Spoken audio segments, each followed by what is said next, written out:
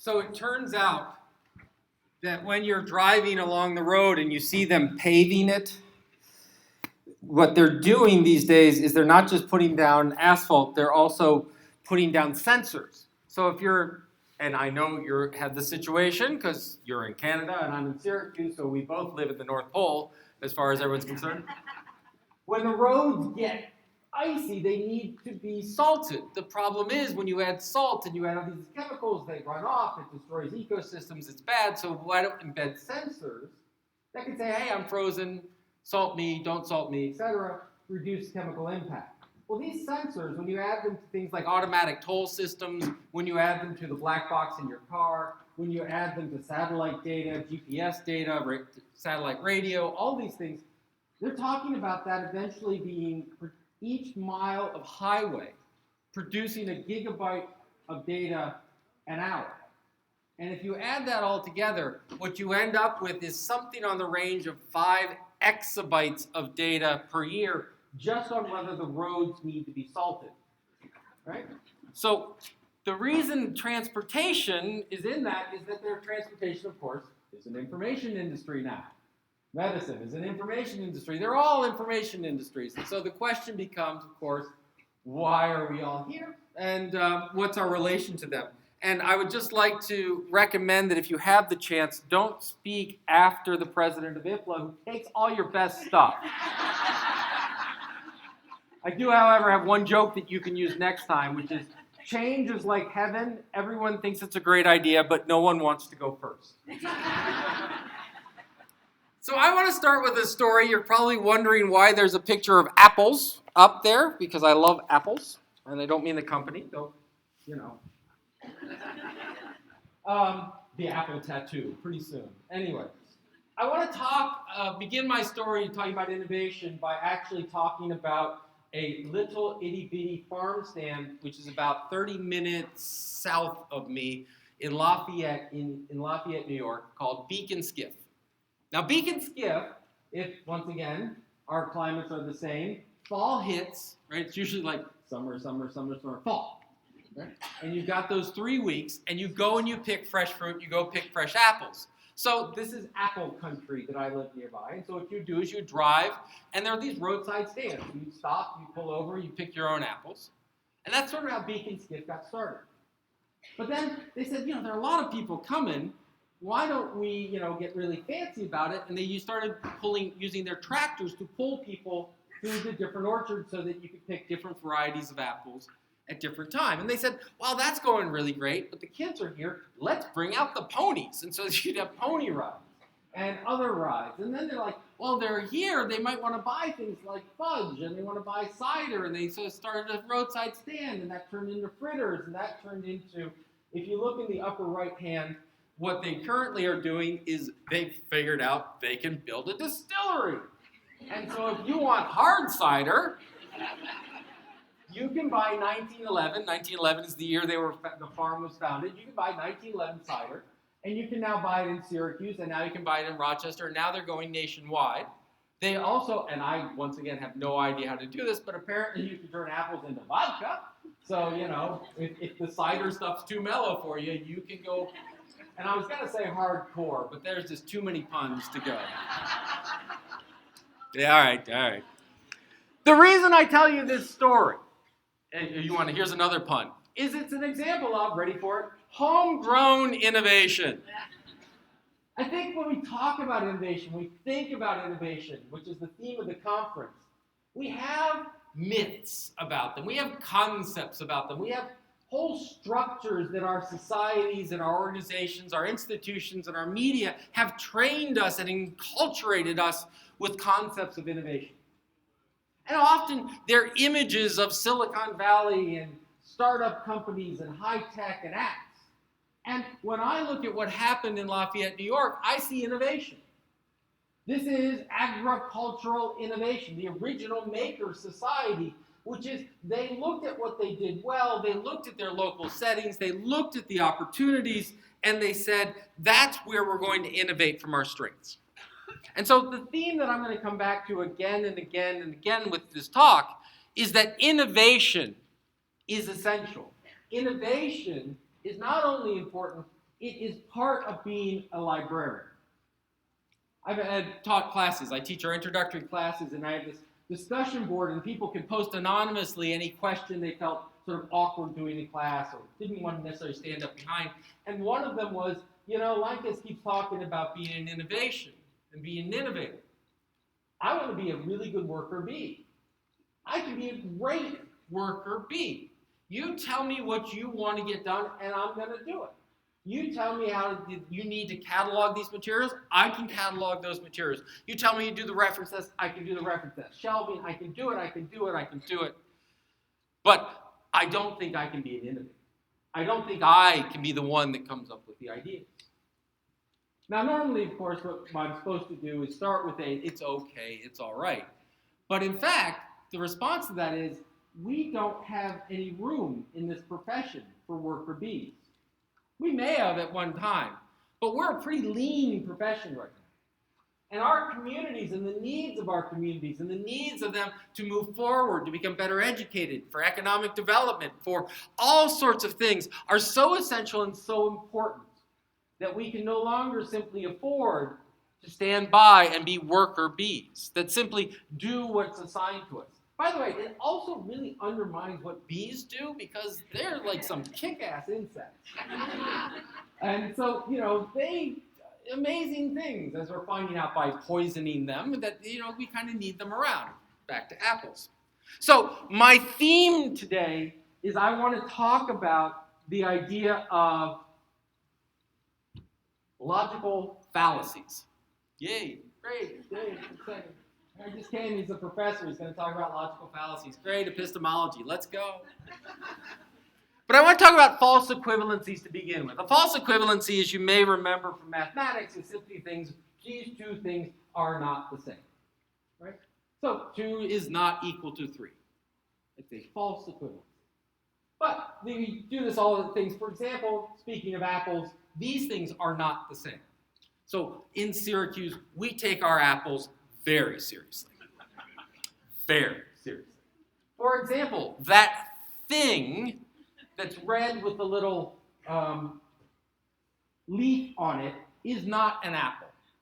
The thing is a monstrosity of large produce producers who have genetically engineered it not for taste, not for subtle texture, not for its ability to turn into vodka, new idea, but because it's pretty, it's red, they're big, and they don't bruise easily. When you bite into a red, delicious apple, you hear a crisp crunch because you are piercing a thickened skin that has been genetically engineered to last for days and days and shoved into kids' lunch boxes 20 to 30 months before they actually eat them. All right, maybe not 20 to 30 months, but really, come on. The other one, that beauty over there, is also, by the way, a genetic monstrosity. That is a Honeycrisp apple. Right now, all the organizers of the conference going, this is about libraries, right? The Honeycrisp apple is beautiful. It's actually a mix of Empire apples and Gala apples. It's got a high sugar content, but a very firm texture. And it only grows for about 1 to 2 week growing period. And if you take that apple and you put it in the freezer and you unfreeze it, it tastes like mush. So you have to eat it in like that 2 week period. And these varieties of Galas and Empires and Macoons and all of these things represent something that worker bees produce. Right? We can't do it without them, but at the same time, it's an innovation, it's a thought. And what I want to point out about this false equivalency is not just that those two things aren't equal, but that innovation isn't about an app, it can be about an apple. And that oftentimes when we look at these things, we simply assume, oh, yeah, that's farming. That's innovation. That took a dedication to understanding the community, a professionalism to understanding of the world that they operate to produce that. By the way, since I'm in Canada, I have to give another potential false equivalency.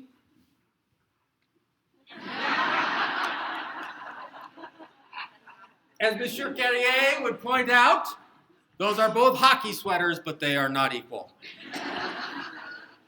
So I want to give you one more, and we're almost done with the philosophy, I promise. But one more, which is that there's a sort of special kind of false equivalency, and it's called the fallacy of composition. And the fallacy of composition goes that when one infers that something is true of the whole from the fact that it is true of some part of the whole. In essence, that is a fish.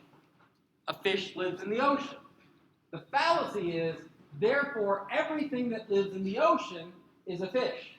And we know, if you watch the Super Friends as a child, that's not true. That's right. I went to Aquaman. Not only that, I went old school Aquaman. That's right. None of this Batman, Superman. Because let's face it, Superman's going to kill Batman. Is that really? Anyway. Right. This false equivalency, we do it all the time. So what I want to talk about is, in library land, innovation fallacies. And what I want you to think about is that innovation does not equal big invention. And what I want to say is, sometimes it does. I'm going to show you some examples of what some libraries are doing that is brilliant innovation.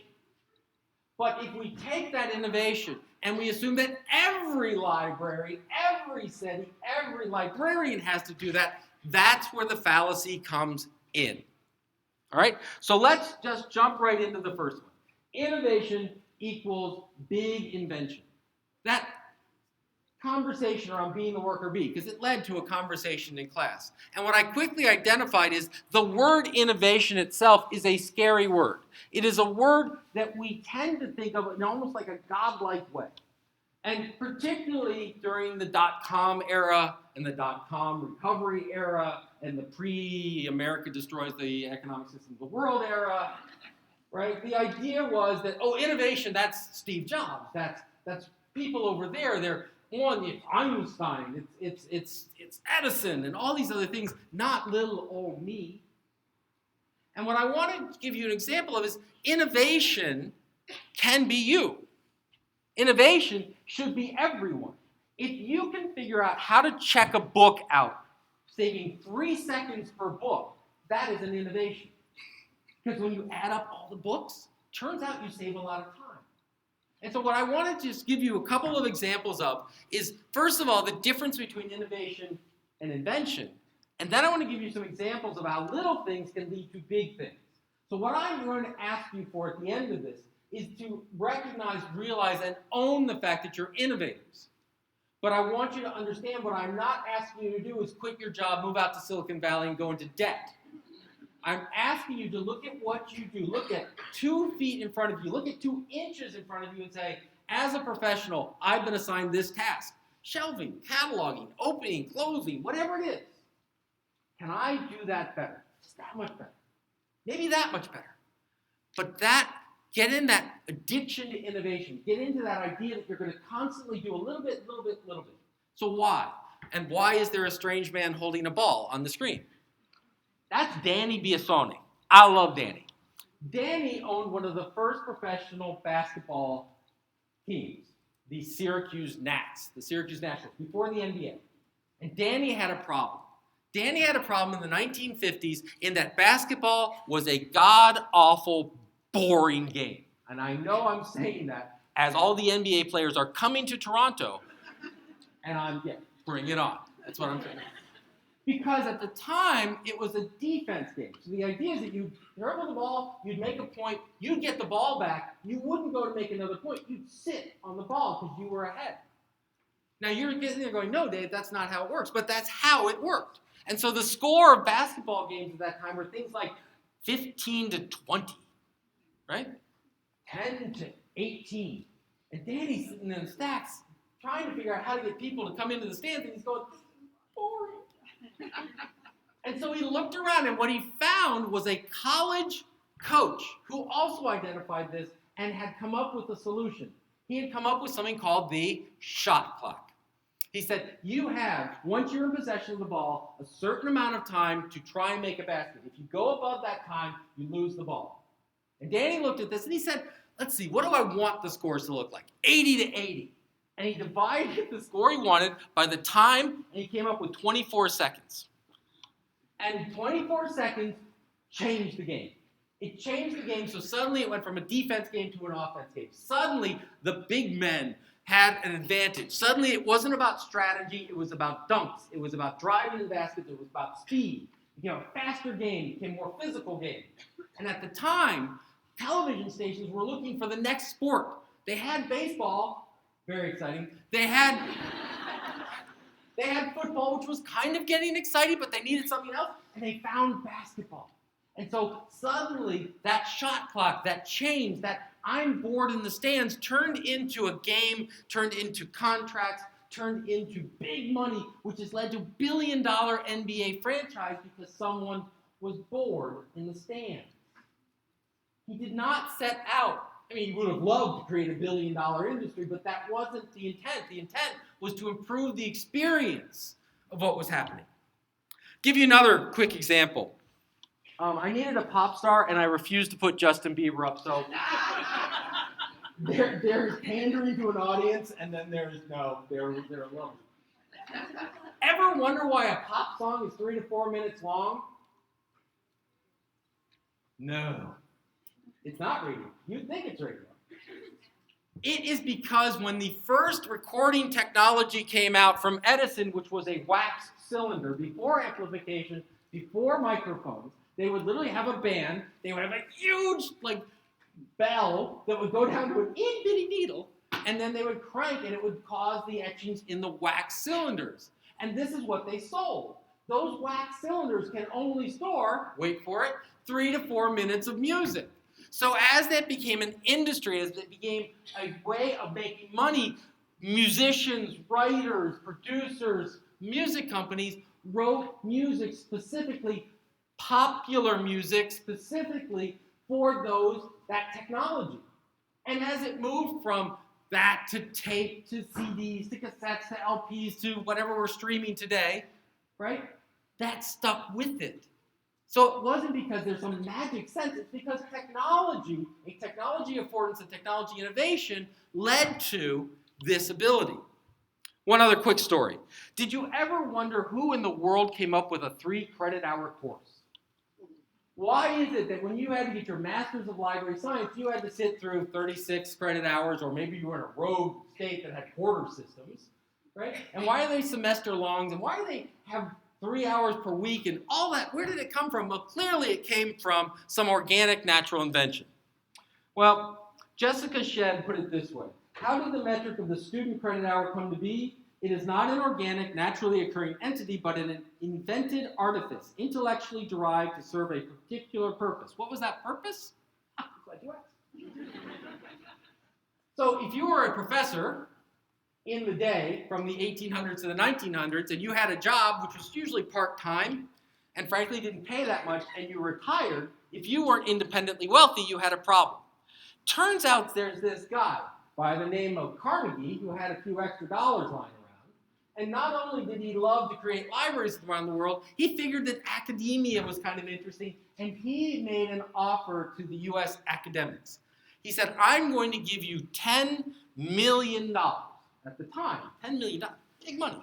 I'm going to set aside $10 million for a retirement and pension plan for professors. Yay!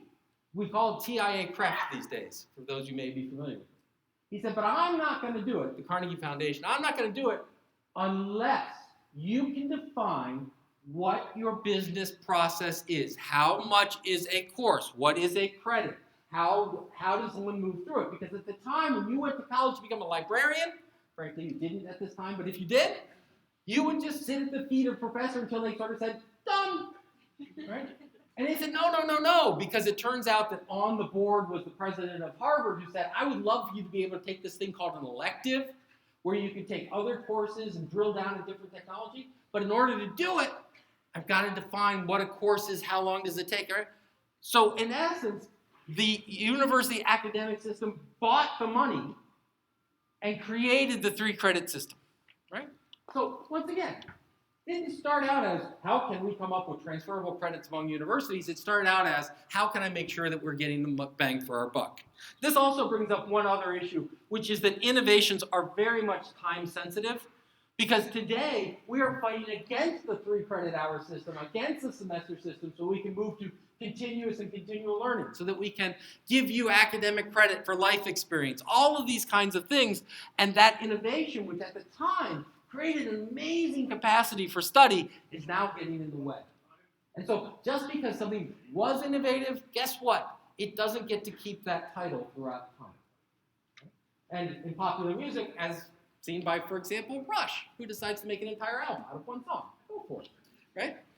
So, logical fallacy 2, innovation equals entrepreneurship in business. And I'm going to steal this really brilliant idea. This is Meg Bacchus. She's currently in Alaska at the Anchorage Public Library and is the smartest person I know.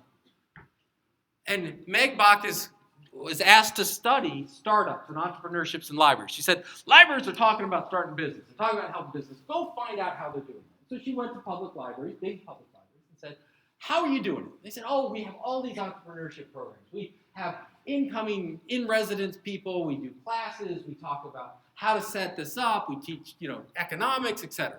And she said, great. How's that working for you? And the librarians looked at her and said, what do you mean? She said, well, have you started any businesses? And the librarian said, like they're going to tell us? Like, yeah, like they're going to tell you. But what she really found when she looked into this is they'd have big rooms like this and tell them, you're going to start your business. Please prepare to start your business. Right? And what happened was someone had a really great idea. Well, by the way, we can't use that one anymore. Someone had a really great idea. Nope, can't use that one either. Someone had this is not such a great idea, when you have to make a phone call to your light to turn it on. Really? Anyway, but hey, we got them. Okay. When someone had a great idea in this sort of entrepreneurship frame, what that meant was, all right, you're going to start a business. You're going to lead to economic development, which inevitably meant you need capital. You need money to make this happen. You need to get a loan. You need to max out your credit card. You need to find an angel investor. You need to take on money, which meant risk. And so even people with fantastic, fabulous, wonderful ideas looked at that and said, no, it's not worth it to me. I have a great idea, but I'm not going into debt. I have a great idea, but I don't understand this whole thing of shares, and Shark Tank is lovely to watch, but they scare me, and I'm not doing this. And so what Meg said is she looked at this and she said, she goes, there's another way to do this. What if instead of connecting people with a great idea to capital, to risk, to the entrepreneurship, what if we connected them to the networks of people that we interact with on a regular day? What if we gave them access to the multitudes? She said, what you can get, and what we see through crowdfunding and Kickstarter campaigns, circulating idea podcasts, all these ideas, what if we distributed it out? We see this in open source all the time. We want a better integrated library system. Well, who's going to foot the bill? What if we all put a little bit of the bill and we get programmers and people to do part-time and all this stuff? Unix came out of this idea. Open source systems came out of this idea. We see this again and again. And this marketplace of ideas versus marketplace of money, this is where innovation can thrive. And this is our wheelhouse, folks. This is what we do better than anyone else. Connect ideas. Connect people with ideas, whether they're in books, whether they're in journals, whether they're in databases, or whether they're in the seat next to you, whether they're down the street. This is the thing that we can do. And so once again, there are some fabulous, once again, this is that composition issue. I want to be very clear. Some of the libraries that I know in this room are doing great jobs starting businesses. You're helping entrepreneurs. That's great. That's amazing. If that's what your community wants and needs and you're fulfilling it, yes. But many of you look at this and go, that's not what my community needs, or I don't really understand the whole finance world, or ooh, capital, right? You can be the marketplace of ideas where you're helping innovation get the resources they need to move forward. So this idea that innovation automatically means startups, no, innovation means a good idea. 8-year-olds have good ideas. 5-year-olds have good ideas. 85-year-olds have good ideas. 46-year-olds, right? How do you connect them? How do you move it ahead? Right? Innovation equals making for all. Next false equivalency. And that goes something like this. Aha, the future of libraries has arrived, and it's paved in plastic.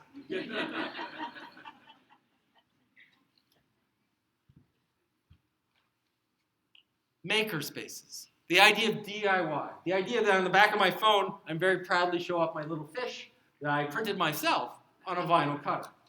Right? So this is the future of libraries, or as my wife, who's been a crafter for years, this is 1973. But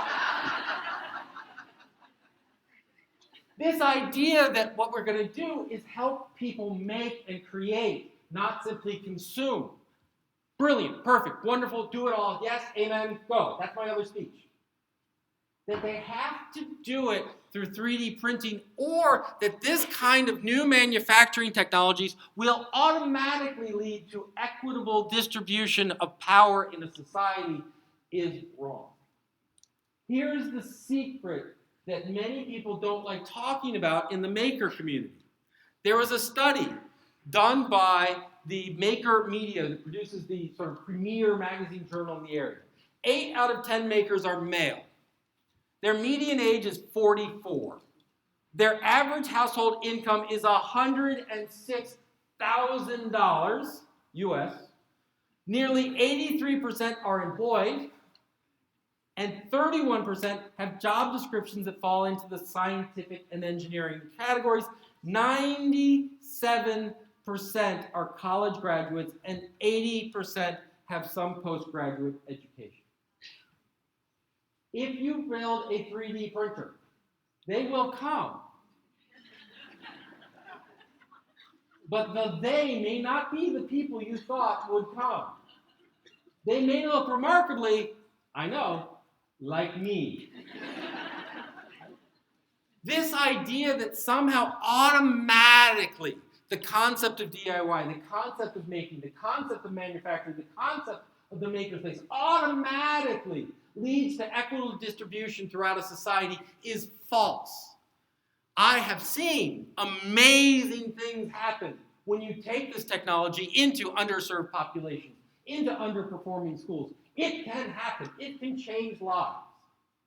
But simply adopting it, accepting it because someone else did it or that's the trend does not automatically skew or change the realities of your society. If you want to make the world in a different way, in a more equitable way, a more accessible way, realize that's hard work and never happens simply with a purchase order. We must talk about innovation for all, or we end up with innovation for the few that turn it into resources and materials that, once again, support the few. Innovation is equivalent to technology. That to innovate, you must have electrons involved at some point. This is the Pew Internet study, and what the Pew Internet study found, brilliant data, what they found is that 95% of teens in the United States have access to a smartphone. This is pretty cool. This is a really good number. In addition, Pew Foundation found that much of the frenzy of access is facilitated by mobile devices, right? So we know everyone's moving mobile. Nearly 3/4 of teens have access to a smartphone, and 30% have a basic phone, while just 12% of teens 13 to 17 say they have no cell phone at all. African American teens are the most likely of any group of teens to have smartphones, with 85% having access to one, compared with 71% of both white and Hispanic teens. This is a number that people in Washington, in areas, do and should applaud. This is fantastic. This is amazing. Then they make the false equivalency. Because people have access to the internet, they have the ability to control the internet. They feel that simply having access to the net means that they are somehow equally able to participate in society, to be involved with society. Ladies and gentlemen, I want to give you a quick rule of thumb. If you cannot create an app on the phone where you use apps, you are not fully engaged in society. If you cannot shape and shift the technology but simply consume it, you are not empowered. You are enslaved. We are looking at this technology and we say, look, it's solved. No, it's not.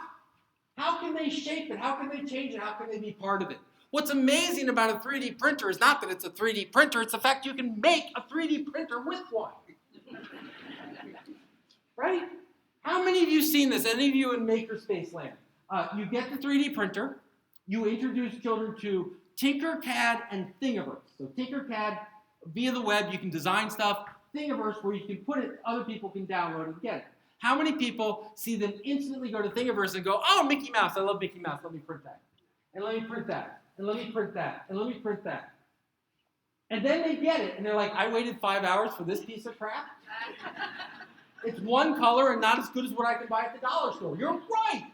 Because the whole point isn't to just print out the stuff that everyone else has made. It's to make something.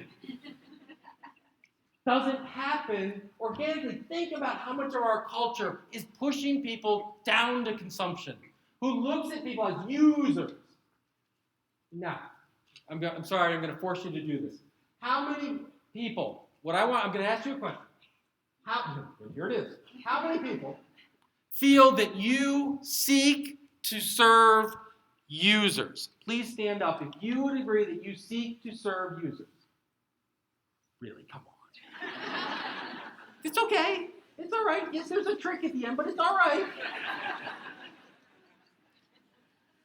How many of you, stay standing, seek to be used? Aren't you glad I didn't use consumer? Okay, right? That's what it means, right? The whole user thing, while it started with empowerment, has increasingly turned into customer and consumer.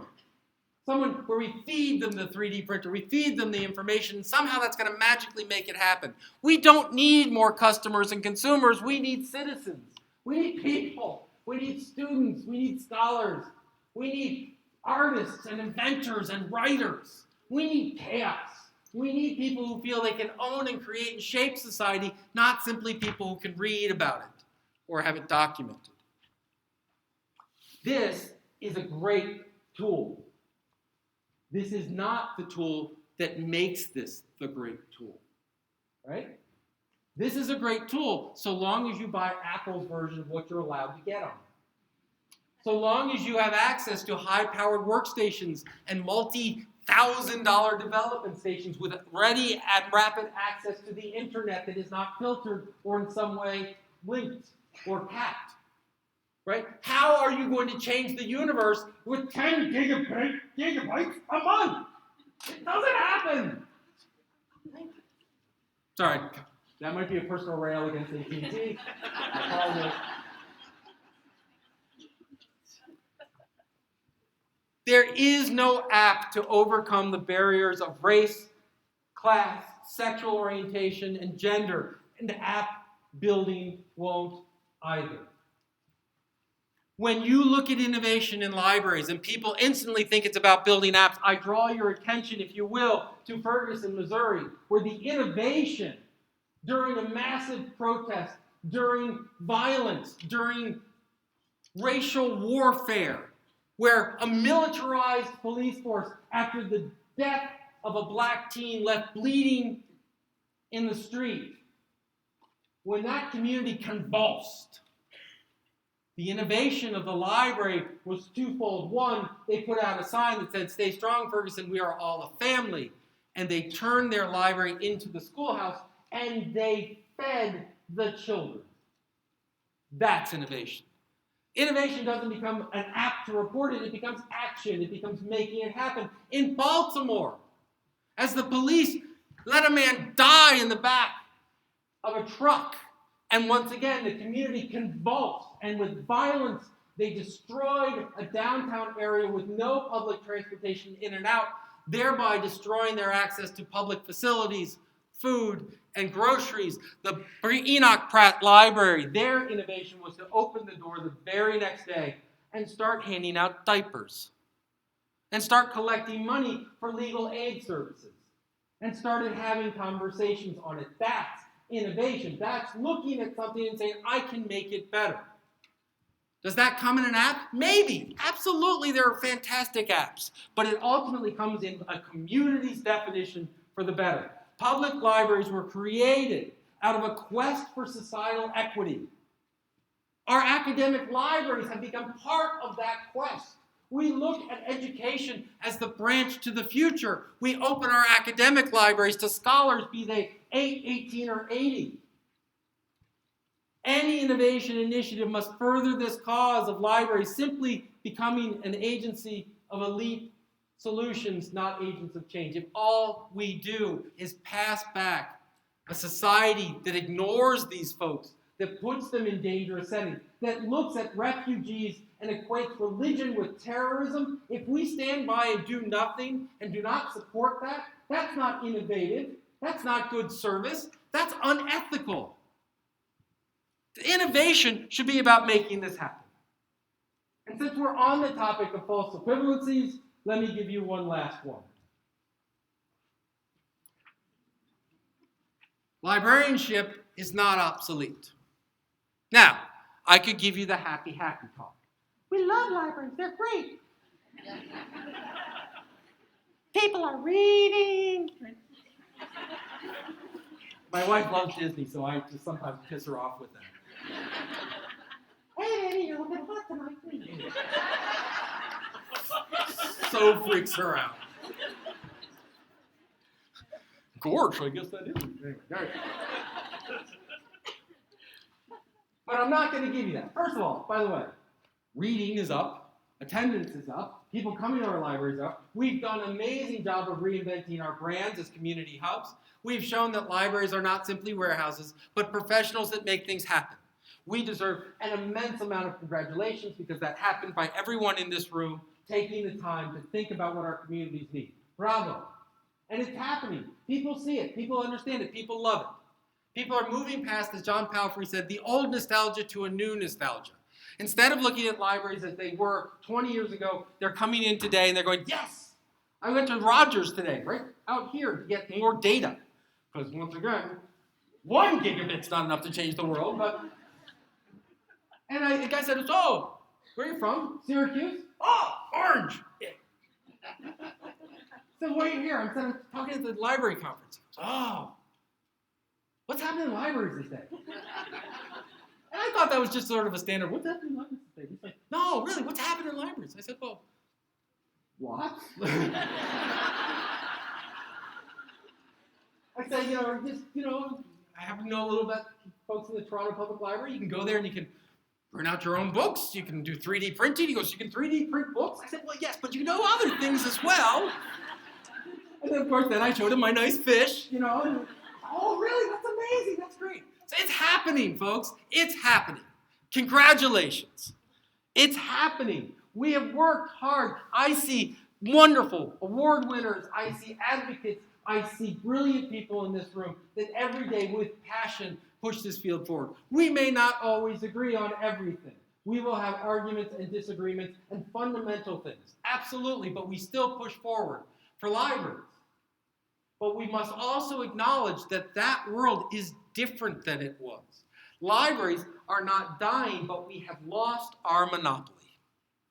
If you used to talk about what is the information place, I won't even go into the information one. It was the library, right? We had desks said, and curfew, shout out fall tonight, and Catherine Hepburn said wonderful things. It was a library. You needed big data? That was a library. You needed homework help? That was a library. You needed literature and read? That was a library. And now, that's Google, and the library, and Amazon, and the library, and your school, and government, and databases, and materials, and there's all sorts of different venues. We did such a good job showing the value of information that we became a magnet for other industries that have come in and utilized what we know. Amazon began as books in print with an order form. I mean, really, right? Metadata. America could not destroy your privacy until we gave them metadata. So it's all your fault that my son in 8th grade came home from doing a report on the NSA. I said, how'd the report go? He walked over to the laptop, took out a Post-it note, and put it above the webcam. I said,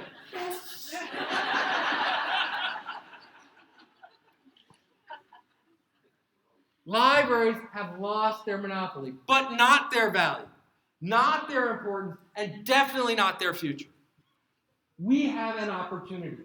We have an obligation. The obligation of innovation, the obligation of making a change, the obligation that you have by coming here today, by accepting that title, by getting the degree, by opening the door, by calling yourself a librarian. The obligation that you must accept today is that it is not enough for us to fix, change, innovate, create, empower libraries.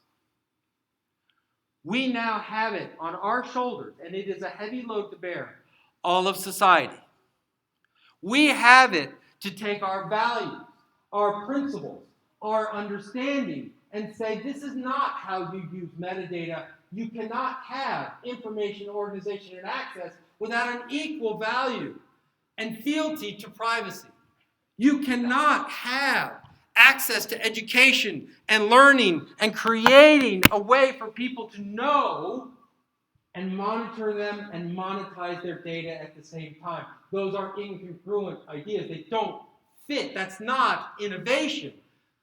That's exploitation. We are now the force, the missionaries.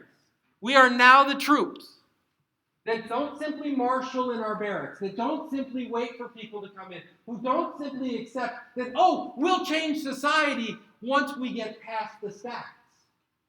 We are the society, we are the obligation, we are the foot soldiers, whatever metaphor you would like to use. You are the preachers, you're the evangelists, you're the choir that's going to go out and sing loudly. As librarians, we must now leave the safety and confines of our libraries, leave them to our communities.